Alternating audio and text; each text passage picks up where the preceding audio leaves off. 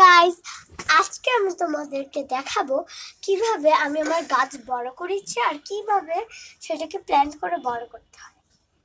তো দেখো, তুমি আগে আমার গাছগুলোকে দেখো। পেঁয়াজ গাছ, যাকে আমি খুব বড় করেছি। তারপরে রয়েছে আমার রসুন গাছ, যাকে আরো বেশি বড় করেছি নাকি। হ্যাঁ, ও প্রায় ওর সমান, জাস্ট একটু ছোট। তো ইতিমধ্যে আমার ভাইয়েরও গাছ আছে, দেখ এই দেখ, এই যে ওর রসুন গাছ, এই যে ওর পেঁয়াজ গাছ, আর এই যে ওর রসুন গাছ। আমার মা এখানে একটা ডাল লাগিয়েছে এমনি। আর আর এইগুলো এমনি টপ রেখেছি, মানে মাঝে মাঝে কাজে লাগে আর কি।